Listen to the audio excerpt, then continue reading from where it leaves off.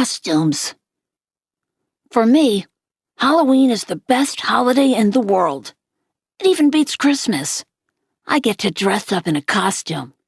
I get to wear a mask. I get to go around like every other kid with a mask, and nobody thinks I look weird. Nobody takes a second look. Nobody notices me. Nobody knows me. I wish every day could be Halloween. We could all wear masks all the time. Then we could walk around and get to know each other before we got to see what we look like under the masks. When I was little, I used to wear an astronaut helmet everywhere I went. To the playground, to the supermarket, to pick Via up from school.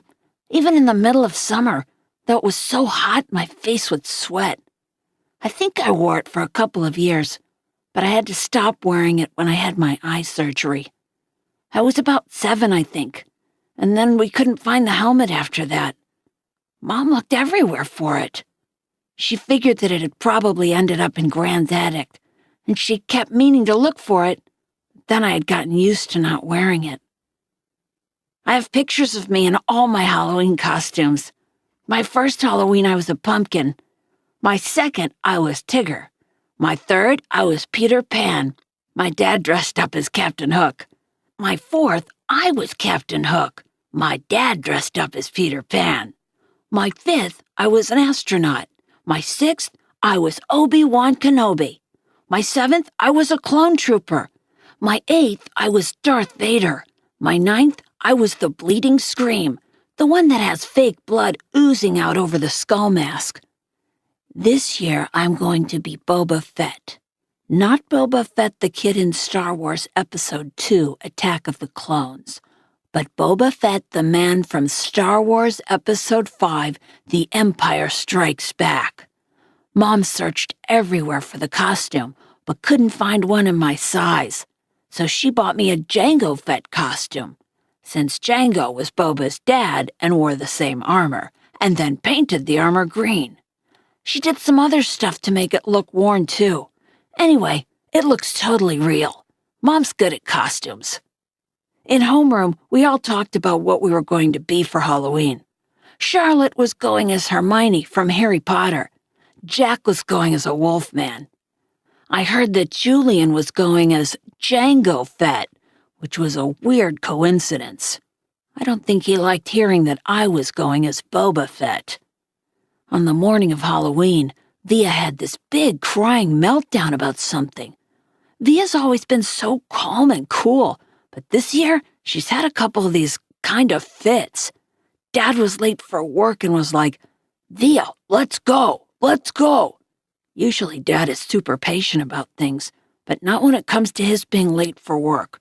And his yelling just stressed out Via even more, and she started crying louder. So Mom told Dad to take me to school and that she'd deal with Via. Then Mom kissed me goodbye quickly, before I even put on my costume, and disappeared into Via's room. "Augie, let's go now," said Dad. "I have a meeting I can't be late for." "I haven't put my costume on yet." "So put it on already. 5 minutes, I'll meet you outside." I rushed to my room and started to put on the Boba Fett costume, but all of a sudden, I didn't feel like wearing it. I'm not sure why. Maybe because it had all these belts that needed to be tightened, and I needed someone's help to put it on. Or maybe it was because it still smelled a little like paint. All I knew was that it was a lot of work to put the costume on, and Dad was waiting and would get super impatient if I made him late. So at the last minute, I threw on the Bleeding Scream costume from last year. It was such an easy costume, just a long black robe and a big white mask. I yelled goodbye from the door on my way out, but Mom didn't even hear me. "I thought you were going as Jango Fett," said Dad when I got outside. "Boba Fett." "Whatever," said Dad. "This is a better costume anyway." "Yeah, it's cool," I answered. The Bleeding Scream. Walking through the halls that morning, on my way to the lockers, was, I have to say, absolutely awesome. Everything was different now. I was different. Where I usually walked with my head down, trying to avoid being seen, today I walked with my head up, looking around. I wanted to be seen. One kid wearing the same exact costume as mine, long white skull face, oozing fake red blood, high-fived me as we passed each other on the stairs. I have no idea who he was, and he had no idea who I was, and I wondered for a second if he would have ever done that if he'd known it was me under the mask. I was starting to think this was going to go down as one of the most awesome days in the history of my life, but then I got to homeroom. The first costume I saw as I walked inside the door was Darth Sidious. It had one of the rubber masks that are so realistic, with a big black hood over the head and a long black robe. I knew right away. It was Julian, of course. He must have changed his costume at the last minute because he thought I was coming as Jango Fett. He was talking to two mummies who must have been Miles and Henry, and they were all kind of looking at the door like they were waiting for someone to come through it. I knew it wasn't a bleeding scream they were looking for. It was a Boba Fett. I was going to go and sit at my usual desk, but for some reason, I don't know why, I found myself walking over to a desk near them, and I could hear them talking. One of the mummies was saying, "It really does look like him. Like this part especially," answered Julian's voice. He put his fingers on the cheeks and eyes of his Darth Sidious mask. "Actually," said the mummy, "what he really looks like is one of those shrunken heads. Have you ever seen those? He looks exactly like that." "I think he looks like an orc." "Oh, yeah. If I look like that," said the Julian voice, kind of laughing, "I swear to God I'd put a hood over my face every day." "I've thought about this a lot," said the second mummy, sounding serious, "and I really think if I looked like him, seriously, I think that I'd kill myself." "You would not," answered Darth Sidious. "Yeah, for real," insisted the same mummy. "I can't imagine looking in the mirror every day and seeing myself like that. It would be too awful. And getting stared at all the time." "Then why do you hang out with them so much?" asked Darth Sidious. "I don't know," answered the mummy. "Tushman asked me to hang out with them at the beginning of the year, and he must have told all the teachers to put us next to each other in all our classes or something." The mummy shrugged. I knew the shrug, of course. I knew the voice. I knew I wanted to run out of the class right then and there. But I stood where I was and listened to Jack Will finish what he was saying. "I mean, the thing is, he always follows me around. What am I supposed to do?" "Just ditch him," said Julian.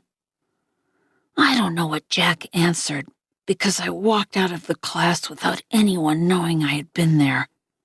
My face felt like it was on fire while I walked back down the stairs. I was sweating under my costume, and I started crying. I couldn't keep it from happening.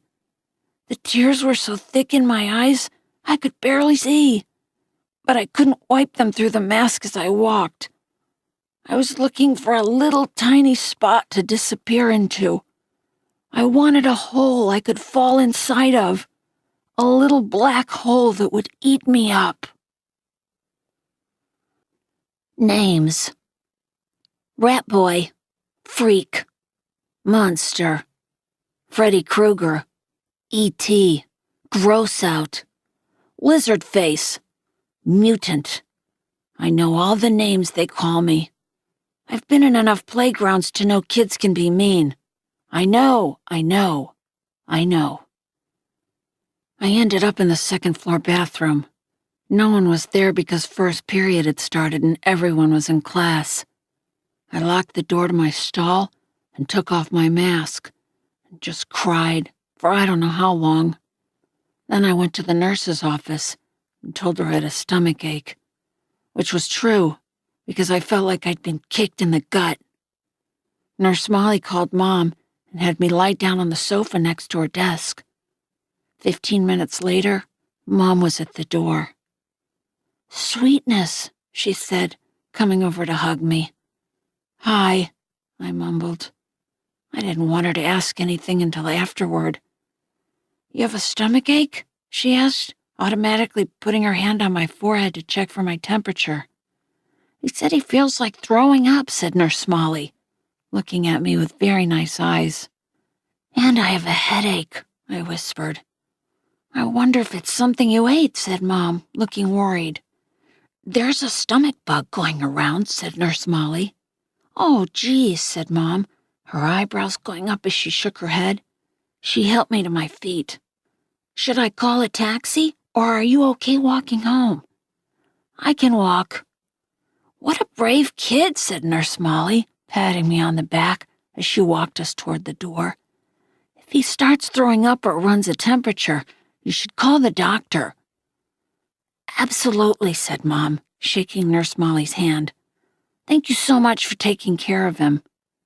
"My pleasure," answered Nurse Molly, putting her hand under my chin and tilting my face up.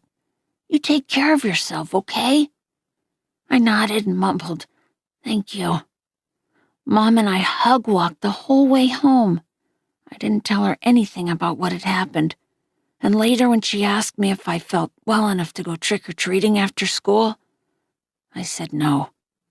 This worried her, since she knew how much I usually love trick-or-treating. I heard her say to Dad on the phone, "He doesn't even have the energy to go trick-or-treating."